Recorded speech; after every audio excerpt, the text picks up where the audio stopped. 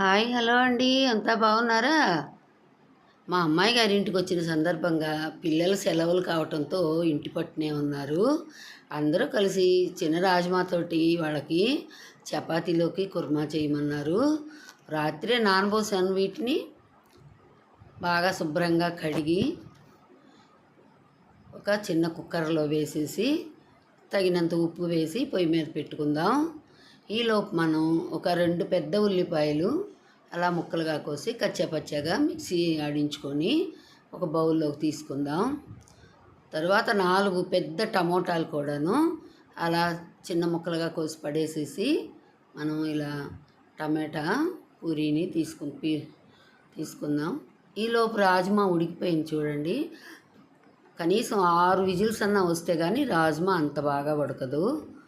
కొద్దిగా తీసి పక్కన పెట్టుకొని మనం దాన్ని మిక్సీ జార్లో వేసి మెత్తగా పట్టించుకోవాలి.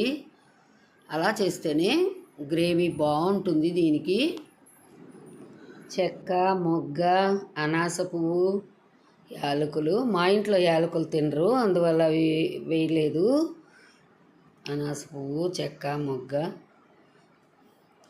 ఇవి కొంచెం దోరగా వేగంగానే ఈ మిక్సీ పట్టుకున్న ఉల్లి పేస్ట్ కూడా వేసేసుకుందాము.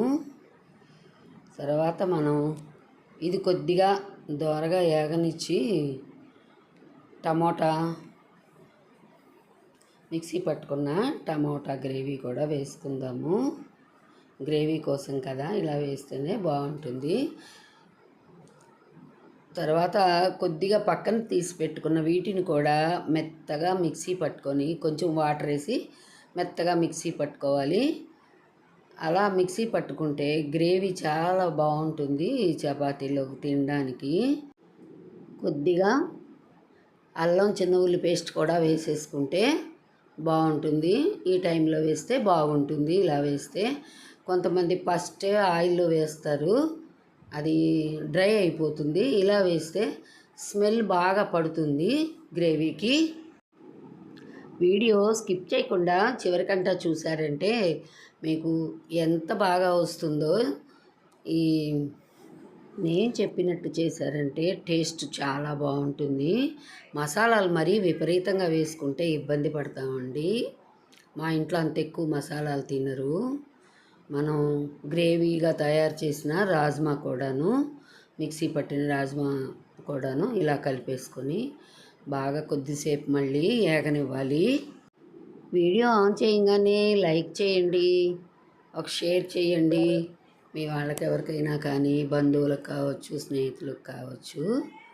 కారము, గరం మసాలా, తగినంత సాల్టు, అంటే రాజ్మా ఉడికేటప్పుడు మనం దానికి సరిపడా సాల్ట్ వేసుకున్నాం కాబట్టి ఇప్పుడు దీనికి సరిపడా సాల్ట్ వేసుకోవాలి.